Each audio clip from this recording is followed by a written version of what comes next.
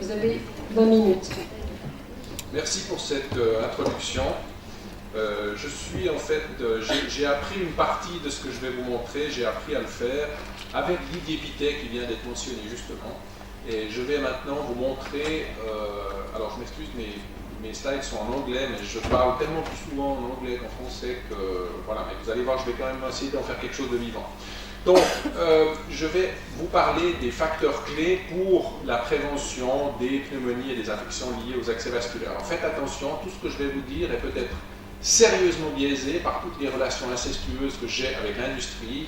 J'ai participé à beaucoup d'études, je donne beaucoup de conférences dans des meetings, mais vous allez décider, vous, à la fin, si ce que je dis est fortement influencé par l'industrie ou pas. Tout l'argent que je reçois occasionnellement sert à payer les équipes de recherche. Bienvenue aux soins intensifs, c'est vraiment le monde de l'infection où la réalité dépasse parfois la fiction, puisqu'il est même des fois difficile de trouver le patient au milieu de tout ce qu'on est capable de mettre comme dispositif autour de lui, soit pour le traiter, soit pour éventuellement l'investiguer. Le monde de l'infection, puisque, comme l'avait montré cette étude EPIC2, pilotée par Vincent il y a bientôt une dizaine d'années, eh bien, la moitié des patients qui séjournaient dans les services de réanimation ici, autour du monde, avaient une infection, et une grande partie de ces infections étaient des infections nosocomiales. Les facteurs de risque viennent d'être mentionnés. C'est les outils dont on a besoin pour traiter ces patients en réanimation, c'est-à-dire les cathéters urinaires, les tubes, les sondes d'intubation et les voies veineuses centrales. Ces infections sont essentiellement nosocomiales, puisque on voit que la grande partie d'entre elles se développe après 48 heures de séjour. Alors une partie, c'est des infections nosocomiales admises lors d'un séjour hospitalier qui nécessite une admission dans les services de réanimation. Mais toujours est-il que, comme il s'agit vraiment du monde de l'infection et des infections nosocomiales, c'est parce qu'il y a beaucoup d'événements qu'on est capable de développer des stratégies d'intervention. Alors moi, je fais partie d'une génération, j'espère que ça va changer, où on nous a appris, pas de problème. Quand il y a une infection, vous donnez de l'antibiotique. J'avais un patron en réanimation qui disait, donnez donc un peu d'antibiotique avec un A majuscule à ce pauvre patient. Il n'avait aucune idée des classes d'antibiotiques, mais simplement il fallait donner des antibiotiques. Et puis on a appris que malheureusement, quand on fait ça, eh bien, on exerce une pression de sélection importante qui fait qu'on est dans cette situation. Et puis on est dans ce paradigme dont on a un petit peu de peine à sortir. On sait qu'on a des micro-organismes résistants, ça vient d'être largement évoqué pendant ces 2 jours. Donc, on élargit le spectre de l'antibiothérapie, puisque la grande majorité des patients reçoivent un traitement probabiliste. On n'a pas encore la certitude de l'infection, on n'a souvent pas sa documentation microbiologique. Ça augmente la pression de sélection, ça augmente la proportion de gènes résistants, et vous êtes dans un pays où, malheureusement, ces dernières années, ce phénomène d'augmentation impressionnante des résistances est une vraie et une triste réalité. Donc, la proportion de traitements antibiotiques initiaux inadéquats est augmentée, et il a bien été montré il y a déjà un peu plus d'une dizaine d'années que dans toutes ces infections sévères, on augmente la mortalité des patients quand on tape de manière inadéquate avec le traitement initial. Malheureusement, avec la diminution des nouvelles molécules mises à disposition et l'augmentation des résistances, on est dans cette situation-là. On arrive progressivement dans l'ère post-antibiotique, ça aura duré 70 ans l'utilisation des antibiotiques. Maintenant, je crois qu'on doit développer autre chose.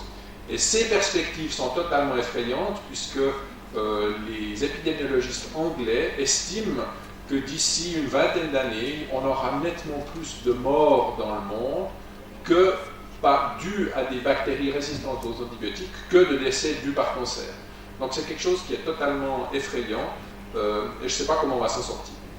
Donc si je reviens à mon problème quotidien, je crois qu'on doit tenter de prévenir ces infections, et on le sait, c'est pour ça qu'on a des systèmes de contrôle de l'infection, des services, des clins, enfin toutes sortes de choses. Puis la vraie question c'est, est-ce que ces systèmes permettent vraiment de contrôler les infections? Alors la réponse est oui, et je vais illustrer ça par un papier récent ici qui a revu des données sur la prévention de 2 types d'infections que sont les pneumopathies liées à la ventilation mécanique en bleu. On peut en prévenir à peu près une moitié d'après les dernières revues de la littérature. Et les infections liées aux accès vasculaires, on peut en prévenir 2 tiers. Donc c'est quelque chose qui est effectivement faisable. Et puis ça, c'est peut-être mon message principal, c'est que pour réaliser cette prévention des infections, eh bien, c'est une vraie stratégie qu'il faut développer, qui doit inclure des mesures générales. On doit maintenant inclure là-dedans une amélioration d'utilisation des antibiotiques, ça ne sera pas le sujet du jour, je vous rassure. Et une fois qu'on a mis en place ces deux éléments principaux, c'est après qu'on peut prendre des mesures spécifiques contre les pneumopathies, contre les infections liées au cathéter ou contre d'autres types d'infections liées aux soins. Alors, après, comme je m'adresse à un parterre de gens qui sont très concernés et dont c'est pour partie métier de s'intéresser à cette prévention des infections, je crois qu'on doit être maître des chiffres, on doit être maître des dénominateurs, on doit être maître des numérateurs, et c'est très important parce qu'il y a maintenant, à cause de la médiatisation et du fait que le public, les patients sont maintenant très au courant de ce qui se passe, on doit faire attention aux chiffres, parce que la tentation est très grande dans les systèmes de santé maintenant, de comparer les taux d'infection et d'attribuer des notes ou même de faire dépendre des financements de la performance en termes de prévention des infections. Alors prenons ici un service de réanimation, vous avez un certain nombre de patients, dont quelques-uns en ventilation mécanique. Malheureusement, malgré tout ce que vous faites, de temps en temps un patient développe une pneumopathie liée à la ventilation mécanique. On peut exprimer le risque ou le taux en divisant le nombre d'épisodes d'infection par le nombre de jours patients. C'est ce qu'il y a de plus facile à faire. Encore que diagnostiquer une pneumonie, c'est pas tout simple. Est-ce que c'est une suspicion? Est-ce qu'elle est confirmée, pas confirmée? On y reviendra peut-être. Et puis ensuite, vous pouvez diviser ça par le nombre de jours de ventilation, parce que le taux d'infection de pneumonie est beaucoup plus élevé quand on est en ventilation mécanique que quand on ne l'est pas. Et puis on peut se dire que une fois que vous avez diagnostiqué un épisode de pneumopathie infectieuse, la probabilité que vous diagnostiquiez un nouvel épisode de pneumopathie infectieuse chez ce même patient dans les jours qui suivent, elle est quasiment nulle. Parce que, je veux dire, vous avez traité une infection et vous n'allez plus avoir une nouvelle. La surinfection surviendra seulement 10 ou 15 jours plus tard.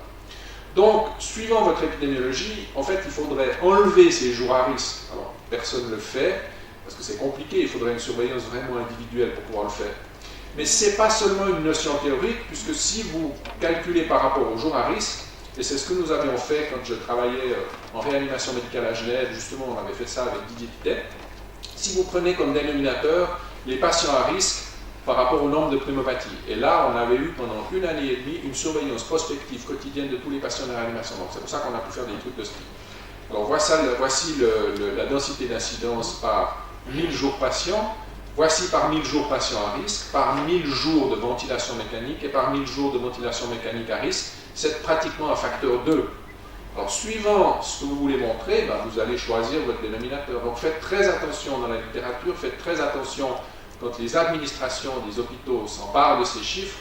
Il faut vraiment maîtriser non seulement les numérateurs, mais également les dénominateurs, puisque je peux montrer ici que je travaille extrêmement bien si je veux aller vers mon public, ou je peux aller vers mon administration et dire, écoutez, il faut m'aider à obtenir des moyens pour investir dans la prévention. Surveillance et screening. Alors, c'est quelque chose de très important, et je vais prendre comme exemple le fameux SARM. Je suis dans un hôpital qui avait la réputation d'être très propre, et il y a quelques années en arrière, 6-7 ans en arrière, on a tout à coup, dans les cas détectés à l'hôpital, en jaune, on a vu une apparition d'une petite épidémie de patients porteurs de MRSA. Ça a aussi été le cas en réanimation. C'est les cas en bleu, en fait, détectés à l'admission à l'hôpital. Alors, on a renforcé toutes les mesures qu'on connaît, les précautions standards, pour tenter, mais on a insisté sur le fait qu'il ne fallait pas isoler, il faut prévenir la transmission des micro-organismes, et que c'était ça qui était important, donc vraiment essayer d'améliorer le comportement des gens. Alors on a développé un tas de choses. Une des choses les plus efficaces, c'est le scotch rouge par terre. On a défini une zone à partir de laquelle, attention, on entre dans une zone où on peut potentiellement se rappeler. Parmi tout ce qu'on a imaginé, tout le matériel mis à disposition, c'est la chose que les soignants ont dit, tiens, ça c'est le truc le plus efficace que je connaisse pour me rappeler que là il y a une zone un tout petit peu dangereuse. Depuis, on a rusé le système, on a mis le système informatique dans la zone. Et puis les gens qui se baladent pour faire la visite quotidienne des malades, maintenant ils ont un chariot de visite avec un ordinateur dessus, ce qui fait qu'ils n'ont pas besoin d'aller interagir sur l'ordinateur de la station qui est considéré comme étant dans la zone du patient. Screening, alors on a appliqué screening isolement préemptif et décolonisation quand c'est possible. L'isolement préemptif, c'est important parce que quand on imagine ce qui se passe, c'est quand un patient est admis, que ce soit en urgence ou que ce soit en électif après une intervention chirurgicale, c'est là que vous avez la densité la plus élevée de contacts et de soins.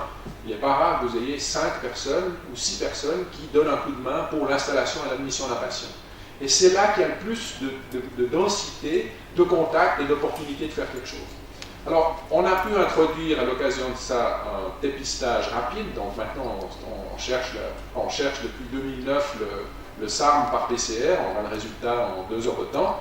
Ça nous a permis d'introduire un isolement préemptif, puisque avant, quand on a fallu 2 à 3 jours pour obtenir les résultats, on ne pouvait pas garder tous les patients d'isolement préemptif pendant 3 jours, c'était beaucoup trop de travail. Donc on a pu introduire l'isolement préemptif et vous voyez qu'on a pu diminuer les cas en bleu de transmission dans notre service de réanimation, alors que dans l'hôpital c'était resté plus important. Précaution.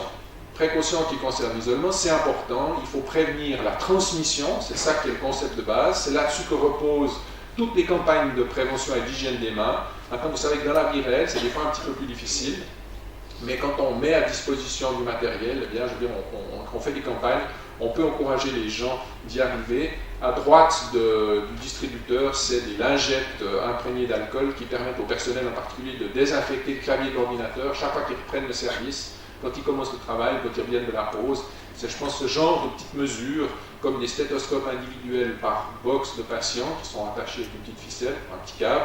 Mais là aussi, le soignant, lui, doit passer ce matériel qui est en contact avec le patient avec ses lingettes de manière à diminuer la contamination de l'environnement.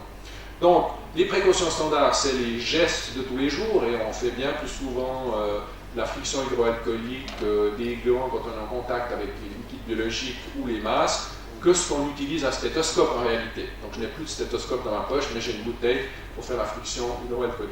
Et puis il y a des situations un peu plus exceptionnelles où il faut prendre des mesures additionnelles, et vous les connaissez, précaution contact, précaution gouttelette, transmission par l'air, etc. Toujours dans ce concept-là, il y a quelque chose qui est très intéressant. Il y a quelque chose qui est très intéressant, qui commence maintenant à être un petit peu connu, c'est-à-dire c'est l'utilisation de solutions désinfectantes pour laver les patients. Est-ce que c'est intéressant? Eh bien, je pense, en fait, en y réfléchissant, que ça permet de diminuer la contamination sur le patient et son entourage immédiat. On réduit un tout petit peu le contenu du biofilm qu'on a sur la peau, qui n'est pas normal chez les patients, puisque c'est des malades, ils ont eu des antibiotiques, ils sont dans un environnement plein de désinfectants, et on sait qu'ils se colonisent progressivement. Et c'est un concept qui est assez ancien, il a déjà une dizaine d'années. Et ce papier extraordinaire, j'ai lu dans un avion aux États-Unis, je me suis dit, mais là, il y a quelque chose de génial, c'est des infirmières à Chicago, dans une unité de réanimation. Elles ont décidé de remplacer la toilette traditionnelle avec la bassine, le savon et l'eau par des lingettes imprégnées avec la chlorhexidine. Alors ici, sur le VRE, parce que le VRE, c'est la cyanobactère des unités nord-américaines, eh bien, ils ont pu montrer qu'ils diminuaient la contamination de la peau, l'environnement proche du patient, sa table de nuit, les choses, les objets en contact avec lui, les mains des patients et le taux d'acquisition de ces bactéries potentiellement qui posent problème.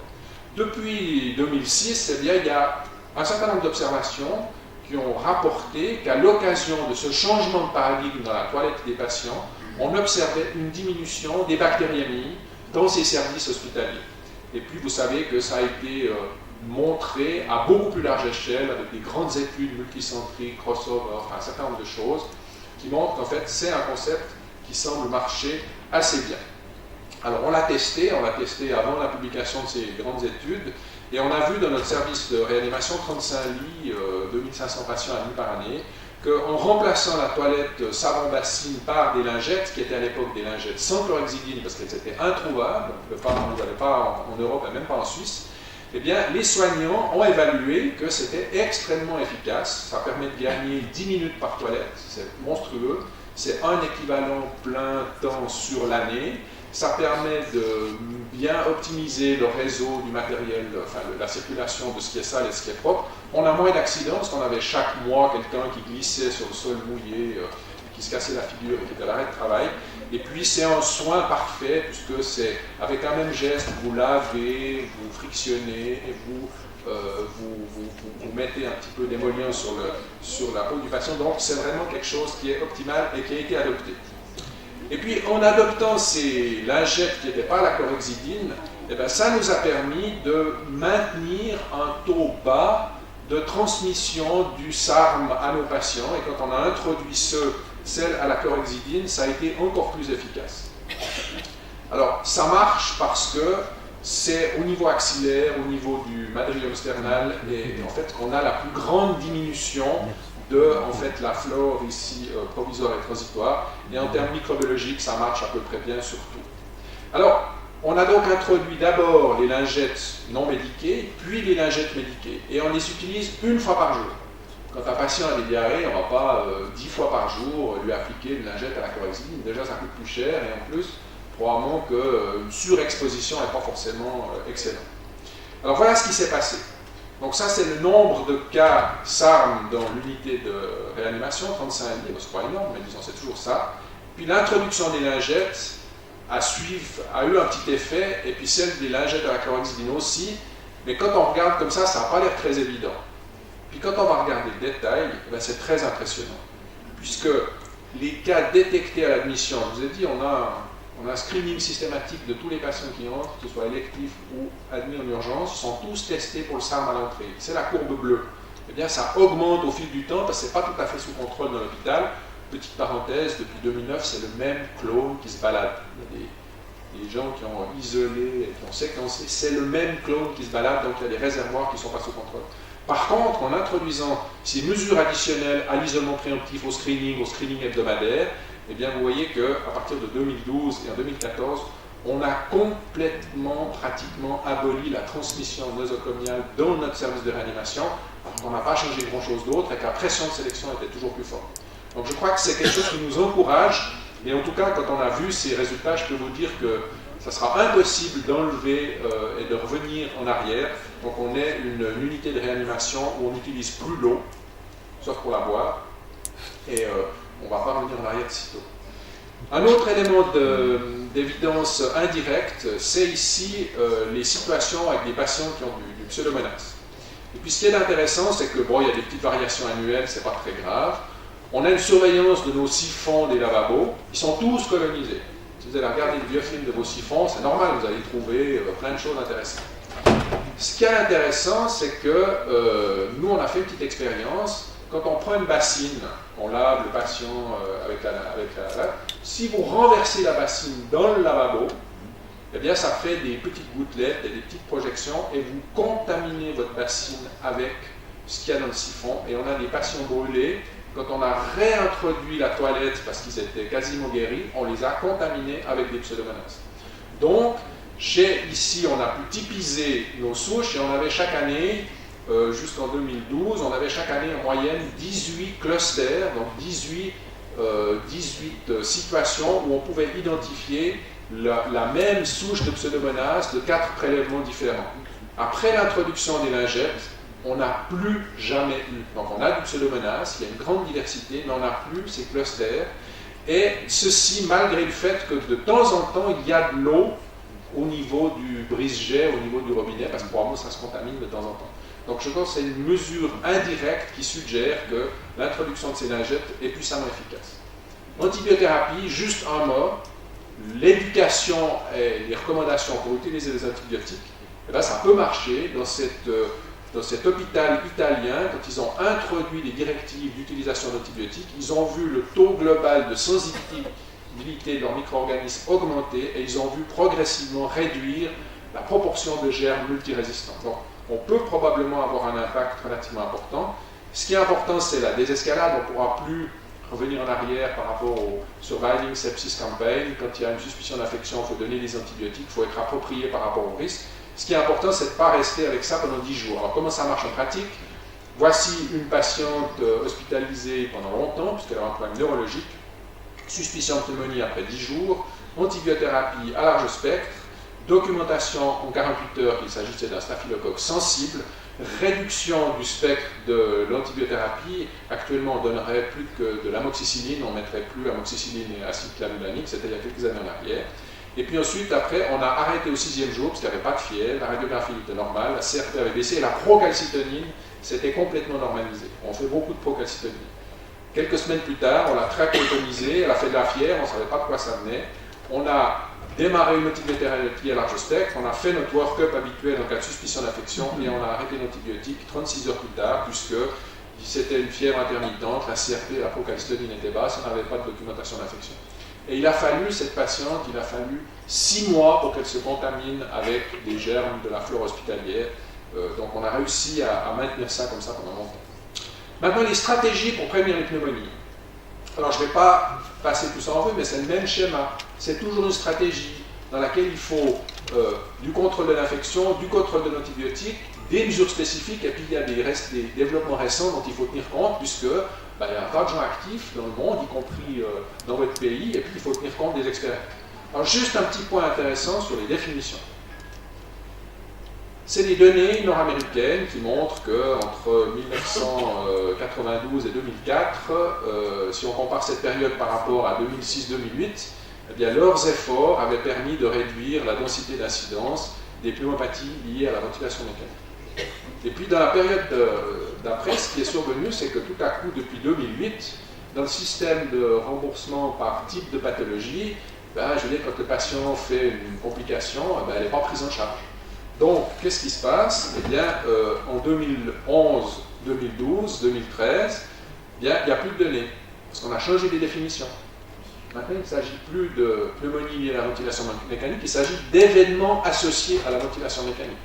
Alors, c'est intéressant, parce que comme ça, moi, j'ai plus de pneumopathie, donc je ne suis pas pénalisé, parce qu'en plus, maintenant, ils pénalisent quand il y a des pneumopathies infectieuses.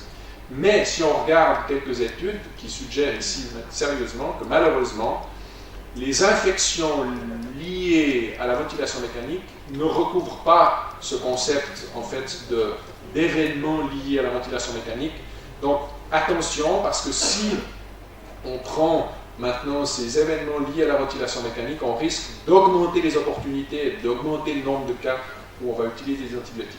Une petite chose intéressante et probablement qui est très utile, et je pense que vous l'utilisez déjà, c'est les antibiotiques en aérosol. Voilà un papier d'une équipe française qui est absolument génial, qui est absolument exceptionnel, puisqu'il nous montre ici, vous avez la colimycine donc, et vous avez les taux de colimycine, quand elle est ici, les petits carrés, c'est dans le liquide qu'on peut avoir quand on retire dans le lavage broncho-alvéolaire, et puis les petits triangles noirs, c'est ce qu'on a dans le sang. Alors, quand vous regardez ici, il faut regarder ici sur la partie de droite, vous avez, c'est la même échelle, et vous avez la concentration de la colistina, vous l'avez ici dans le sang, et vous l'avez ici au niveau du liquide alvéolaire. C'est 100 à 1000 fois plus élevé, c'est l'échelle, elle est logarithmique. Et ce qui est très impressionnant, c'est que si on regarde maintenant la courbe de décès des bactéries par les patients, quand vous le donnez, la colistina par voie parentérale, même à bonne dose, même si vous donnez 3 fois 3 millions, eh bien, l'effet, il est temporaire, il dure 6 à 8 heures et on a une recroissance assez rapide. Si vous le donnez sous forme aérosol, compte tenu de la concentration que vous avez en fait une vraie disparition de ces micro-organismes. Et je pense que c'est pour ça que les aérosols d'antibiotiques, ça marche assez bien.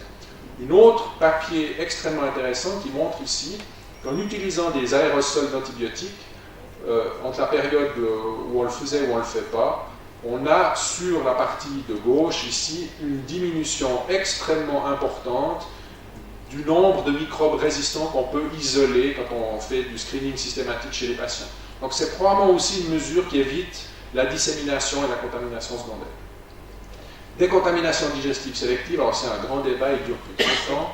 J'ai souvent fait des pro-contrats, on ne va pas revenir là-dessus en détail. Il y a une information récente ici qui suggère dans ce papier-là que parmi toutes les mesures qu'on peut prendre pour diminuer les pneumopathies liées à la ventilation mécanique, la décontamination digestive sélective est efficace. Le problème, c'est que c'est que des pays où ils ont l'habitude de le faire. Et personne ne sait ce qui se passerait si dans vos hôpitaux, vous introduisiez cette mesure. Je pense que vous verriez exploser encore plus vite le nombre de germes résistants. Maintenant, il y a des développements récents qui sont intéressants, et en particulier l'immunothérapie. Et l'immunothérapie, c'est l'immunothérapie dirigée contre les micro-organismes. c'est plus l'immunothérapie du sepsis avec des anticorps contre le TNF, contre le récepteur IL-1, IL-6, tous ces trucs-là. C'est la bouteille à encre, on n'en sait rien et on ne sait pas ce qu'il faut faire. Par contre, les anticorps dirigés contre les bactéries, finalement, c'est la vaccinologie moderne, puisqu'on est capable maintenant de développer des anticorps spécifiques humains qui vont aller se fixer sur les micro-organismes qui vont être facilement détruits par notre système immunitaire. Et il y a maintenant 2 études prospectives en cours en Europe, financées par la communauté européenne et l'industrie, une avec un anticorps dirigé contre les staphes, une avec un anticorps dirigé contre les pseudomonas, et on espère, avec ces 2 études qui sont en train d'inclure des patients, prévenir le développement de pneumopathie infectieuse chez les patients colonisés soit par du staph, soit par du pseudomonas. Et puis après, c'est comme ça a été dit tout à l'heure, comme pour tous les efforts de prévention, toutes les stratégies, si vous créez des bundles, si vous mettez tout ça ensemble, si vous individualisez par rapport à votre situation, eh bien, comme le montrent ces études résumées ici, c'est un succès. On peut clairement réduire le nombre de pneumopathies infectieuses. Alors la bonne nouvelle, c'est que ici, d'après cette revue récente, on peut probablement avoir un léger impact même sur la mortalité, et c'est quand même quelque chose qui est assez encourageant. Pour les infections liées aux accès vasculaires, c'est une stratégie globale, de nouveau, des mesures générales, des aspects techniques et des développements récents, en particulier les bundles. Il faut surveiller et comprendre ce qui se passe parce que vous ne pouvez pas faire une intervention si elle n'est pas dirigée contre quelque chose que vous avez mesuré, et puis surtout si vous n'avez pas un indicateur, on en a largement parlé pendant ces 2 jours, qui permet de vérifier ce qu'on fait et qu'on n'obtient pas un résultat qui est encore pire. Alors c'est un petit peu compliqué dans le domaine des infections liées aux soins, puisqu'il y a 2 types de définitions. Il y a des définitions cliniques qui font un lien microbiologique entre un cathéter qui est infecté et une hémoculture positive avec le même germe. Alors ça nécessite plein de conditions, il faut cultiver systématiquement les cathéters, ça se fait plus beaucoup. Et puis il y a des définitions de surveillance qui permettent de dire, voilà, j'associe une bactériémie qui n'a pas de source et qui n'est pas liée à une infection documentée à la présence d'un cathéter. Ça a été montré il y a 20 ans en arrière que quand on a une bactériémie et qu'on ne trouve pas que c'est secondaire à une pneumonie, une infection urinaire, une infection de la plaie chirurgicale, eh bien dans 90% des cas, c'est lié au cathéter. Donc après, ça simplifie les choses. Vous pouvez très bien, comme je l'ai mis en place, revoir chaque mois tous les épisodes d'hémoculture positive d'un service. Bon, c'est ce que je fais avec les spécialistes du contrôle de l'infection. Ça permet de faire un taux si vous avez vos jours cathéters. Moi, j'ai beaucoup de chance que j'ai un système d'information clinique informatisé, et puis j'ai les jours cathéters à la minute près, pour tout type de cathéter. Donc, je fais comme ça une courbe qui permet de revoir les choses. Et en revoyant les épisodes de bactériémie, quelles qu'elles soient, vous apprenez un nombre de choses invraisemblables et très impressionnantes sur ce qui se passe dans votre service ou dans votre hôpital. C'est là qu'il y a des patterns, on voit qu'il y a des cas de figure qui se reproduisent, on voit tout à coup émerger des nouvelles choses, et ça permet non seulement de prévenir les infections liées au cathéter, mais ça permet aussi de comprendre, face à la même chose, et de prendre d'autres mesures. Alors, un bundle, comme ça a été dit tout à l'heure, je crois qu'il faut mettre ensemble le plus de mesures possible. Alors, mon expérience personnelle là-dedans, elle remonte à un peu plus de 15 ans, où on avait fait un de ces fameux bundles, où on avait mis et formalisé un certain nombre de mesures pour l'insertion et le maintien des cathéters, et on avait pu à l'époque considérablement diminuer le taux d'infection par rapport aux standards de l'époque, qui sont les 2 lignes bleues, qui étaient les données nord-américaines. Et puis il y a d'autres groupes qui ont reproduit exactement la même chose, ici à la fin des années 90, et puis c'est sur cette base-là que les recommandations générales avaient changé, on a changé de paradigme. On nous dit maintenant dans les recommandations depuis une dizaine d'années qu'il faut éduquer et entraîner le personnel soignant, qu'il faut surveiller et qu'il faut faire de l'hygiène des mains avant de s'intéresser aux mesures spécifiques et aux mesures techniques. Alors la bonne nouvelle, c'est qu'on avait pu montrer qu'on avait vraiment réussi à changer le comportement des gens et des soignants dans le service, puisque l'effet a été maintenu pendant plusieurs années. Après, Pronovo a montré qu'on pouvait faire encore mieux, bon, c'est presque 10 ans plus tard, mais il a montré qu'on pouvait faire encore mieux et qu'on pouvait aller vers 0 infection. Vous savez que c'est 0 en médiane, mais pas 0 en moyenne, enfin peu importe. Ce qui est important, c'est que tous ceux qui ont rapporté l'effet d'un bundle, ils ont montré que c'était efficace. Et en fait, c'est une réduction d'à peu près 10 fois du taux des infections entre avant et après l'introduction du bundle. Donc c'est un effet qui est extrêmement important. Quand on utilise des cathéters imprégnés, c'est quelque chose ça a été fait à la fin des années 90, donc c'est quelque chose qui date un peu, les études n'ont pas été refaites. Et à l'époque, le taux de réduction, il était à peu près de moitié, donc en fait c'est probablement moins important, moins efficace. Le problème, c'est que quand on a un taux d'infection en dessous de 2, moi je ne sais pas ce que font des cathéters imprégnés, puisque les études n'ont pas été faites, on ne sait pas si ça permet de réduire encore beaucoup le taux d'infection. Ça, c'est la situation dans l'institution où j'étais après un bundle qu'on avait maintenu avec une situation, avec une légère diminution, mais on n'était pas aussi bon que ce qui était rapporté par Pronovo. Donc, on a renforcé le bundle. Alors, on a revu toutes les mesures, et il faut le faire régulièrement, il faut considérer tout ce qu'on peut additionner, tout ce qu'on peut faire de mieux par rapport à ce qu'on a fait jusqu'à maintenant. Alors, on a bien sûr introduit la chlorhexidine 2% dans de l'alcool, et je vous encourage vraiment à vous approcher des fabricants de désinfectants. Si on vous fait de la 0,5, on peut vous faire de la 2. Hein. Il ne faut pas venir dire qu'il y a des brevets ou des choses comme ça. C'est tous des produits qui sont complètement sortis du champ et du domaine de protection. Après, il faut travailler sur l'éducation, sur l'ergonomie, il faut utiliser l'ultrason, mais il faut tout redéfinir. Quand on introduit l'ultrason, il faut tout redéfinir. C'est extrêmement important. Il ne faut pas oublier de s'intéresser aussi aux sources de contamination. Un patient un peu sérieux avec 2 cathéters au terrain central, un cathéter de dialyse, une voie artérielle, c'est 100 ouvertures par jour pour mesurer, pour administrer ou pour faire des prélèvements. Donc ça, c'est chaque fois une opportunité. Si vous en manquez une, paf, c'est contaminé et vous avez peut-être fait l'infection qui va se développer dans les jours qui suivent. Alors, les pansements désinfectants, c'est extraordinaire. Pourquoi il a fallu si longtemps pour attendre de mettre des désinfectants dans les pansements? On aurait pu le faire il y a déjà très longtemps en arrière. Alors, les pansements désinfectants, ça marche. Voici des exemples. C'est pas si simple en pratique parce qu'il faut apprendre. Et puis, quand vous avez un cathéter Swan-Ganz et une voie centrale dans la même jugulaire, il faut inventer un pansement de manière à ce que ça soit un tout petit peu efficace. Alors, on a introduit ces pansements désinfectants il y a bientôt une dizaine d'années en arrière. Ça, c'est le taux d'infection que j'avais et j'ai mis ensemble les microbiologiquement documentés, donc les infections liées au cathéter, et les infections associées au cathéter, c'est-à-dire les bactériémies primaires. J'ai enlevé, sur les 2500 patients, j'ai enlevé mes 50 patients brûlés, mes 10 ou 15 patients en ECMO, et puis 5 ou 6 transplantés impossibles, qui sont retransplantés, qui séjournent pendant des mois, à qui on ne peut pas appliquer l'ensemble de ce bundle. Donc ceux-là, je les ai sortis pour voir si chez les autres patients c'était efficace. J'ai fait ça sur la base d'une petite méta-analyse publiée en 2006 qui suggérait que ces pansements désinfectants pouvaient avoir une certaine efficacité. Et puis heureusement, on l'a fait, on a introduit et on a diminué les taux d'infection ici de manière significative. Et en fait, heureusement, l'équipe française a publié le premier papier avec les éponges. Et puis cette diminution des taux et le papier publié par Tim Zitt et son équipe m'ont permis d'obtenir le financement pour mettre ces pansements partout, sur tous mes cathéters, sauf les voies périphériques. Parce qu'au début, là, en 2007, j'ai introduit un tout petit peu par la banque, je me suis arrangé avec mon chef de service, on a fait passer ça dans les dépenses de je ne sais plus quoi, mais enfin bref, on a fait ça un tout petit peu sous le faisceau du radar. Et puis, on a eu un effet qui était important. Et puis ensuite, après, les Français ont publié ce papier qui montre que l'impact est très important, hein, c'est 11 jours d'hospitalisation supplémentaire, c'est à peu près 25 000 $ de coûts additionnels. Et puis là, je me suis souvenu ce qu'on avait fait à Genève. On avait réduit non seulement les infections microbiologiquement documentées, mais on avait aussi réduit les sepsis cliniques.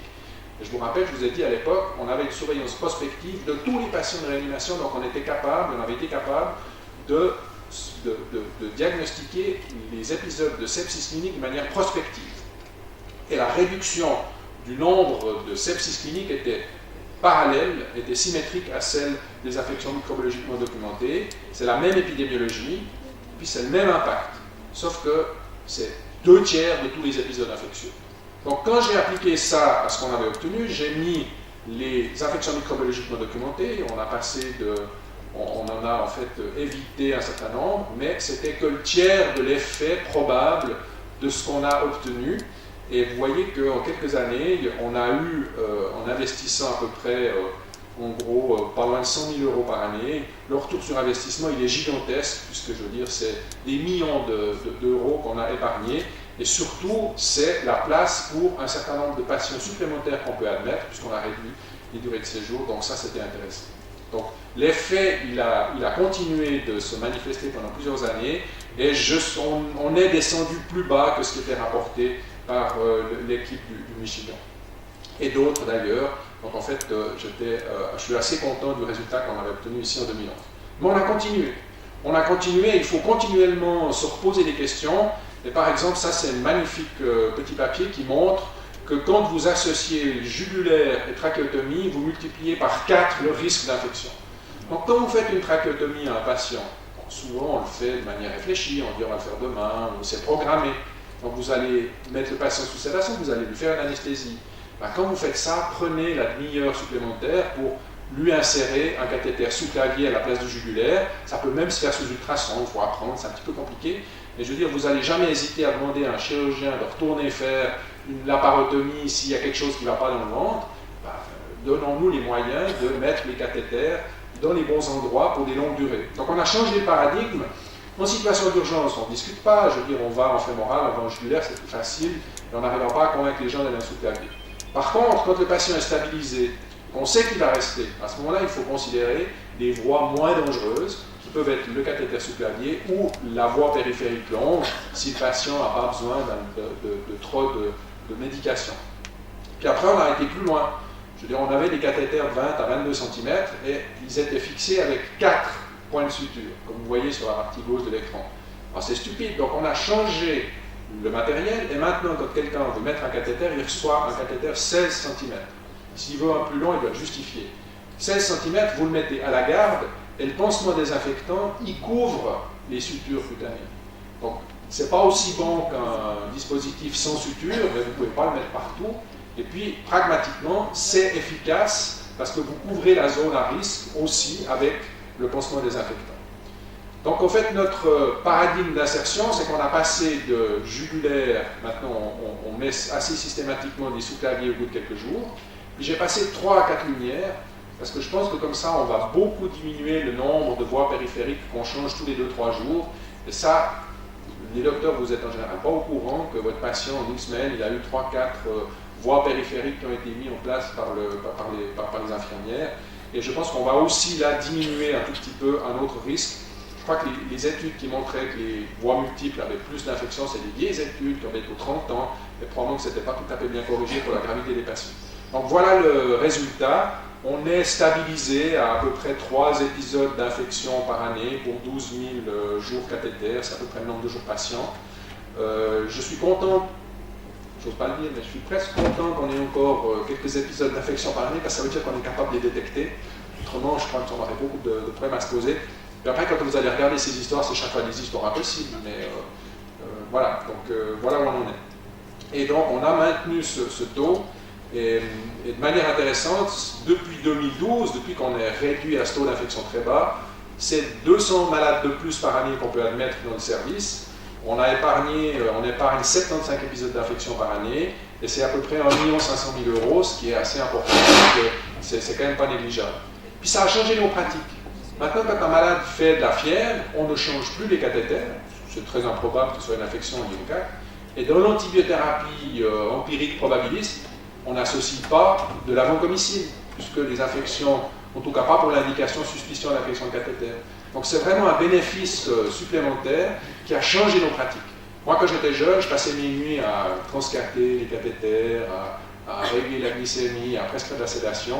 Maintenant, tout ça a été, c'est des soins délégués, les soignants agissent par cible, et on n'a plus besoin de changer les cathéters au milieu de la nuit. Donc en résumé, malheureusement, il y a encore un certain nombre de ces infections liées au cathéter. Les bundles ont été très efficaces depuis une quinzaine d'années, puisque ça a permis de réduire d'environ un facteur 10 le taux d'infection. C'est très bien, c'est énorme. Je pense qu'on peut améliorer ces bundles de manière continuelle avec des nouveautés. Et je pense que pour nous, le plus important, ça a vraiment été l'utilisation de ces pansements désinfectants, puisque ça nous a permis de réduire encore une fois d'un facteur 10 le taux d'infection. Alors, comme dans tout type d'infection, je pense qu'il y a 3 niveaux. Le premier, c'est les mesures de base, c'est l'hygiène, c'est la surveillance, c'est le retour de l'information. Ensuite, c'est l'optimisation avec de l'éducation, prendre en compte les aspects techniques, discuter avec les équipes comment améliorer les choses. Et puis, c'est seulement après qu'il faut se lancer dans la technologie un peu avancée. Et je mets là-dessous concernant les cathéters. Les cathéters imprégnés, on n'utilise pas. Et puis les pansements désinfectants. Et je pense qu'il faut finir par introduire les pansements désinfectants. Je ne suis pas sûr que si on les introduit quand on a un taux d'infection très élevé, si on n'a pas pris les autres mesures, je ne suis pas sûr que ça soit aussi efficace que ce que ça a pu être montré jusqu'à maintenant. Voilà. Je vous remercie de l'invitation et de votre attention.